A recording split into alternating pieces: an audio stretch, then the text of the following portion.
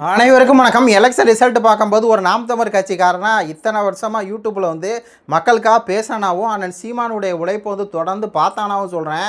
தமிழ்நாட்டு மக்கள் நாசமாக போயிடுவாங்க அப்படிங்கிற நான் சாபத்தே விடுறேன். உங்களுக்காக ஒருத்தன் வெயிலையும் மழையிலையும் விடாமல் உங்கள் பிரச்சனைகள்லாம் பேசிகிட்டு இருக்கிறான். அவனை நீங்கள் புறக்கணிக்கிறீங்க. ஒரு 10 லட்சம் ஓட்டு இதுவரை நாம் தமிழர் கட்சிக்கு வந்திருக்குது.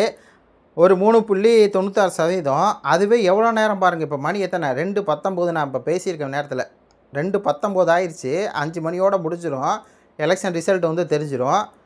ஒரு 10 லட்சம் ஓட்டு தான் போட்டிருக்காங்க நாம் தமிழர் கட்சிக்கு. இந்த மக்கள் அண்ணன் சீமான் இந்த எலெக்ஷன் முடிஞ்சதுக்கப்புறம் அவ்வளோதான் முடிஞ்சில. இந்த மக்களுக்காக போராடினாருன்னா போராடக்கூடாது. கண்டுக்கே கூட அடுத்த 4 வருஷத்துக்கு இந்த மக்களை கண்டுக்கே கூட. அந்த மக்கள் நாசமாக போனால் போகட்டும். அங்கே துப்புரப்பணியார் போராட்டிருப்பாங்க, இவர் போய் நின்றுட்டு இருப்பார். அங்கே வீடு எடுப்பாங்க, இவர் போய் நிற்பார். 8 வழிச்சாலைக்கு போய் நிற்பார். தமிழரோட குடிவாரி கணக்கெடுப்பு எல்லா பிரச்சனைக்கும் போய் நிற்பார். அதெல்லாம் அவங்களுக்கு பிரச்சனை. அவங்களுக்கு தேவை என்ன? 25 கோடி ரூபா காரைக்குடியில் பிரபு செலவு பண்ணிட்டான், ஜெயிச்சிட்டான், அவ்வளோதான் கணக்கு. இப்போ சீமான ஒரு 50 கோடி ரூபா இறக்கியிருக்கணும்.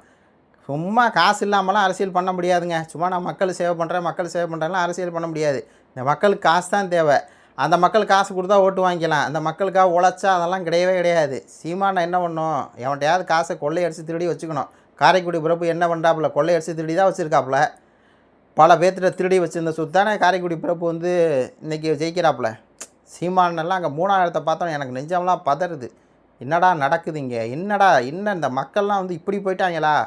இவனுக்கெல்லாம் ஒரு மனுஷனாக கூட இதுக்கு மேலே மதிக்கக்கூடாது. காசு களையக்கூடிய ஒரு மக்களாக மாறிட்டான். இந்த மக்களை தான் சாப்பிட்றோம். மக்கள் தான் இதுக்கு மேலே அந்த அடுத்த 5 வருஷம் இவங்க என்ன ஆக போகிறாங்க அப்படின்னே தெரில. ஒரு பக்கம் திமுக ஆட்சி ஒழிஞ்சிருச்சு. ஏன்னா அழிச்சிக்கு திமுக ஆட்சி ஒழிஞ்சிருச்சு. அது ஒரு பக்கம் சந்தோஷமாக இருக்குது. 60-50 தொகுதிக்குள்ளே திமுக சுருங்கிருச்சு.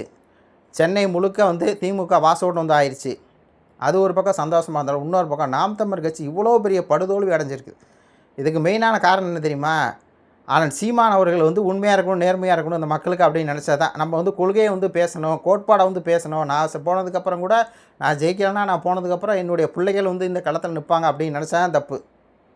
அவர் விஜய் மாதிரி இலவசத்தை அறிவிச்சிருக்கணும். 5000 பணம், தாலிக்கு தோடு, தங்கம் எல்லாம் அறிவிச்சிருக்கணும். உண்மையாக நேர்மையாக இருந்தால் அந்த மக்களுக்கு பிடிக்காதுல்ல. அதனால தான் நாம் தமிழர் கட்சி வரலாற்றில் இதுவரை படுதோல்வி தான். இது ஒரு படுதோல்வி நம்மளுக்கு. 2016 கூட 5 லட்சம் வாக்கு வாங்கினோம். 2019 25, அடுத்து 30-35 வாங்கினோம். வளர்ச்சி இந்த தடவை பாருங்கள் எவ்வளோ பெரிய வீழ்ச்சின்னு பாருங்கள். இந்த வீழ்ச்சிக்கு முழு காரணம் யாருன்னா நம்ம தான், வேறு யாரும் கிடையாது. இந்த மக்களை நம்ம இந்த மக்களை நம்புறது நம்ம தப்பு தான். என் மக்கள் என்னை கைவிட மாட்டாங்க, என் மக்களுக்கு அவன் மக்கள்லாம் கைவிட்டு போயிட்டே இருப்பாங்க. காசு தான் மக்களுக்கு. இந்த மக்களுக்கு 5000 கொடுக்குறேன் அப்படின்னு சொன்னால் ஓட்டு போடுவான். மாதம் காசு அவன் அக்கௌண்ட்டில் வரணும். அப்போ அந்த மக்கள் நம்பிலாம் என்ன பிரயோஜனம் இல்லை. இதில் இந்த தாவிகக்காரங்க யாரெல்லாம் ஜெயிச்சிருக்காங்கன்னா பார்த்தீங்கன்னா வயிறெல்லாம் ஒரு மாதிரி இதாக இருக்குது. விஜய் பாருங்கள் 51,000 வாக்கில் திருச்சி கிழக்கில் முன்னிலையில் இருக்கிறாப்புல. புஷியானது கெட்டகத்தை தயாராக நேரம் 37,000 வாக்கு வித்தியாசம் 30 வாக்கு வாங்கி முன்னிலையில் இருக்காப்புல.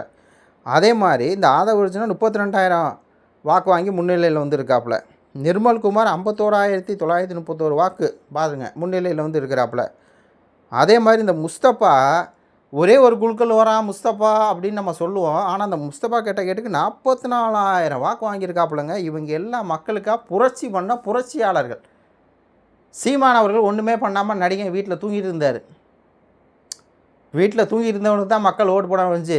மக்கள் பிரச்சனைக்காக போராடினவனுக்கு மக்கள் ஓட்டு போட மாட்டாங்க. ஏன்னா காசு, திரைக்கவர்ச்சி, இது 2 தான். மத போதை, திரைக்கவர்ச்சி, காசு, அவ்வளோதான்.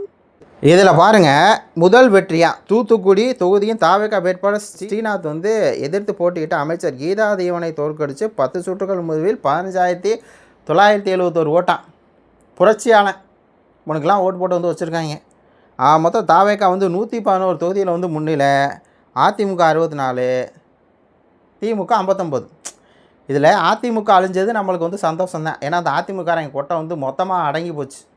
இப்போ நம்ம படுதோல்வி அடைஞ்சிட்டோம் அப்படின்னோடனே அதிமுககாரங்க வேமந்த கிஷோர்கசாமி, பி குமார் அவங்கெல்லாம் நம்மளை அட்டாக் பண்ண வருவாங்க. அப்படி பார்க்கும்போது எங்களுக்காவது இலக்க ஒன்றும் இல்லை. நம்மளுக்கு இலக்க ஒன்றும் இல்லை. மக்களுக்கு சேவை செஞ்சோம். ஒரு கட்சியாக இருந்தால் பதவி இருந்தாலும் நாங்கள் மக்களுக்கு சேவை செய்வோம், பதவி இல்லைனாலும் நாங்கள் மக்களுக்கு சேவை செய்ய மட்டும் போயிடலாம். தொலைச்சி துண்டை போடுறதுக்கு ஒன்றும் இல்லை. எனக்கெல்லாம் ஒரு பைசா செலவு இல்லை. நான் கட்சி காசு கொடுக்குறேன். அது கட்சி காசு கொடுத்து என் மன நிறைவோடு தான் நான் கொடுக்குறேன். எல்லோரும் அப்படி தான் மன நிறைவாக தான் கொடுப்போம். ஆனால் இவனுங்க பல கோடி ரூபா இது பண்ணி பாஜக குடிச்சு ஒன்றும் இல்லாமல் படுத்து உருண்டு தோத்தே போயிட்டாங்க. எடப்பாடி பழனிசாமி மண்ணை கவ்வி படுத்துட்டார் அப்படின்னு தான் வந்து சொல்லணும். அதுலேயும் பாருங்கள், எடப்பாடி பழனிசாமி 67னா எடப்பாடி கிடையாது, மொத்தமாக எடப்பாடி வந்து வெறும் 57 தான் ஜெயிச்சிருக்காப்புல. அப்புறம் வந்து அந்த பக்கம் இருக்கக்கூடிய இங்கே கூட்டணி கட்சிக்காரங்கெல்லாம் சேர்த்து ஒரு 64, அவ்வளோதான். ஒட்டு மொத்தமாக அதிமுக காலி, திமுக காலி, எல்லாம் காலி. தாவேக்கா ஆட்சியை பிடிக்குது. இதில் எனக்கு தெரிஞ்சு புஷி ஆனந்த் போலீஸ் துறை அமைச்சராக மாறிடுவார். இந்த லெஃப்ட் பாண்டியன் ஒருத்தர் இருந்தால் பார்த்தீங்களா, அவன் வந்து சட்டத்துறை அமைச்சராக மாறிடுவாப்புல. இல்லை அவன்னு சொல்லக்கூடாதுங்க, சட்டத்துறை அமைச்சர் லெஃப்ட் பாண்டி அறுவாடு வாடா ஒத்தை கொட்டை தேனி மாவட்ட வாடா வந்துட்டு போயிடுவியா அப்படின்னு மிரட்டுறா பாருங்கள். அவர் தான் சட்டத்துறை அமைச்சர். அப்புறம் இந்த நீர் வளம் பால் வளம் அதெல்லாம் ஒவ்வொருத்தனும் கொடுத்துருவாங்க. விளையாட்டுத்துறையை கண்டிப்பாக ஆதவர்ஜுனா கைப்பற்றிடுவார். இதான் தமிழ் நடக்க போகுது.